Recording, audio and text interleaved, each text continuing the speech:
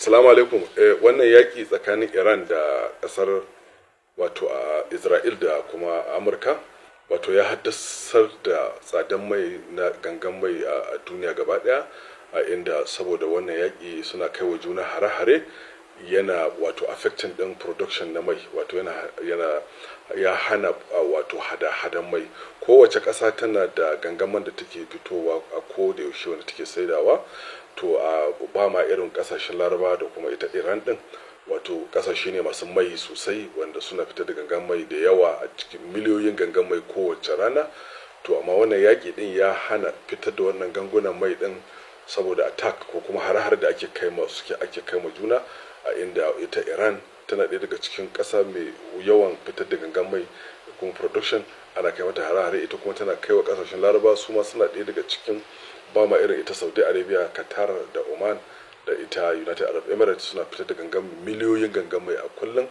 To gaba daya an dakatar saboda wannan har da ake kaiwa, kuma wannan ya shafi zai affecting din wato supply na mai na duk duniya gaba daya, wanda yake mun san cewa man fetur shine energy supply na duniya, wato yana da muhimmanci wajen hada wajen wato tafiyar da abubuwa na production, technology, engineering da sauransu. Idan ba mai wato energy, in ba energy babu industry, in ba energy babu abubuwa daban-daban. To wannan shi yasa ita ƙasar Najeriya wato abin ya shafe ta ne ta bangare biyu. Ta bangare ɗaya a gwamnatance Najeriya za ta samu kuɗi. Ta ɗayan bangaren mu 'yan talakawa na Najeriya abin zai affected ɗinmu ne negatively. Ma'ana mun fara gani, mun ga wato litan mai ya tashi yanzu ya kai 100 da wato 1,100, 1,200, 1,300, wanda ba haka ya kamata ba. Amma muka duba kuma a gwamnatance, ita gwamnatin Najeriya za ta samu kuɗi sosai saboda tana fitar da miliyoyin gangan mai a kullum, kuma wannan gangan man ya ƙara kuɗi.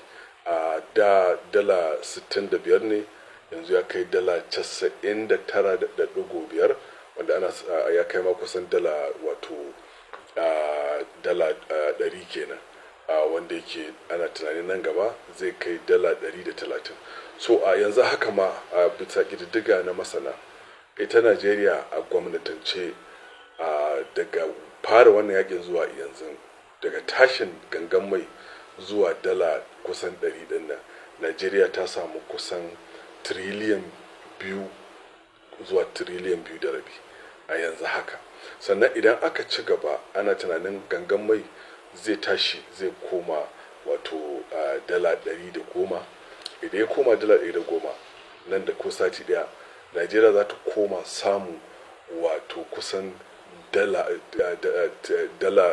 tiriliyan 15 zuwa sama. Sannan kuma ana tunanin idan ta ci gaba har gangan mai ya koma 130, projection na masana kenan, ana tunanin Najeriya za ta samu, yadda har yakin ya ci gaba har wannan kudin mai ya koma 130 gangan mai, kowane gangan mai, Najeriya ana tunanin za ta samu dala tiriliyan 30. Dala tiriliyan 30 ba karamin kuɗi ba ne, wanda yake already ita Najeriya ta yi projecting na wato budget ɗinta akan gangan mai akan dala 65 ne. To gashi already yanzu ma ta kusa dala 100, kuma ana tunanin nan gaba za ta kai dala 130, wanda ana kiyasin Najeriya za ta samu irin dala wato miliyan 30. To wannan ba karamin kuɗi ba ne, wanda yake dala tiriliyan 30, dala tiriliyan 30 za ta samu, wanda yake ba karamin kuɗi ba ne. To amma kuma matsalar shine gwamnati za ta karkatar da wannan kuɗin zuwa abin da ya dace. Already mun gani bai kamata a ce ma pump price, wato litan mai ta cikin gida, an ƙara ta ba. So mun ga an ƙara, 'yan Najeriya sun fara shan wahala wajen man fetur, farashi sun fara hawa, da inda ka ƙara litar mai na wato na cikin gida, dama abu da zai harfar shi ne hawan farashi na abubuwa. To a wannan hannun ke ɗayan hannun kuma Najeriya tana samun kuɗi saboda tashin kuɗin man fetur na duk duniya, saboda gangan mai da ake fitarwa a kullum miliyoyi wanda ake siyarwa. Najeriya tana samun kuɗi, shi ne ce muku in aka ci gaba da yakin, Najeriya ita gaba zai kai ta, za ta samu kusan dala tiriliyan 30. Tiriliyan 30 tiriliyan 30 ba, sorry, ba dala ba, tiriliyan 30 za ta samu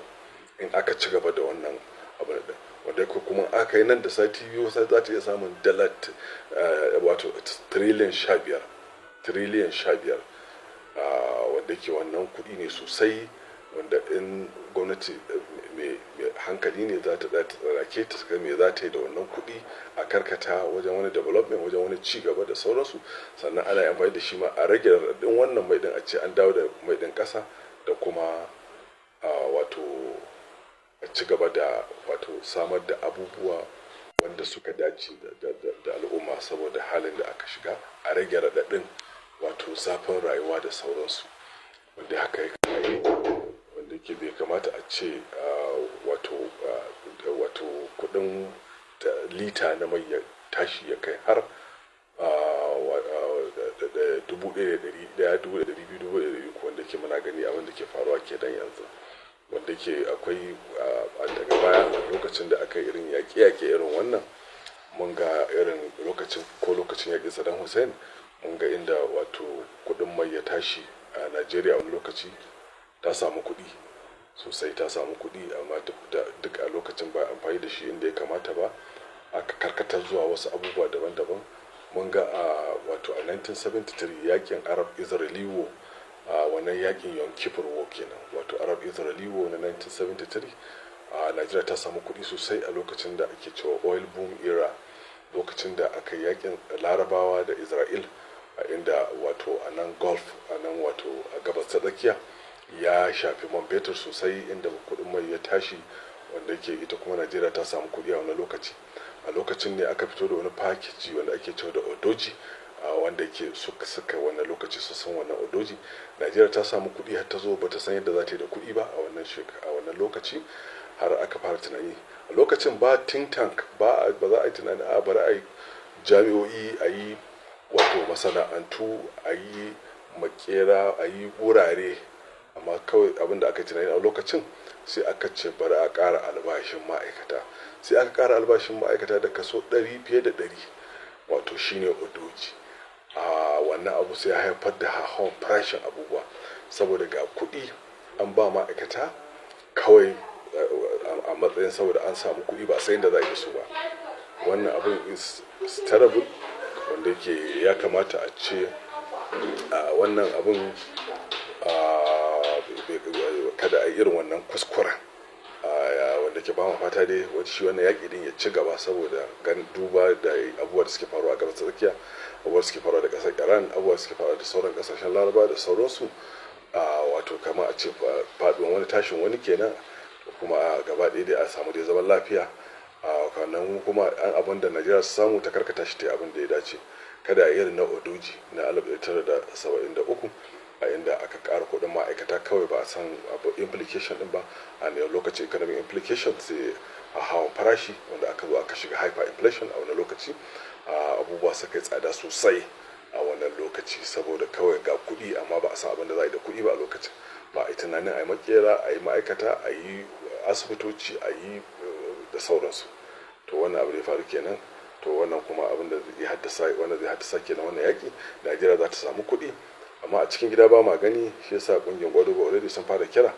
bai kamata a ƙara kuɗin mai ba, kuma ya kamata mu gani a ƙasa a rage tax, a rage haraji, tunda Najeriya ta fara samun kuɗi. A yanzu haka daga fara yaƙin na Najeriya ta samu kamar tiriliyan 3, wanda in ta ci gaba za ta iya samu kamar tiriliyan 15, wanda aka daɗe ana yaƙin Najeriya an kiyasa za ta samu tiriliyan 30. Wannan ba ƙaramin kuɗi ba ne. Wannan abin da ke faruwa kenan.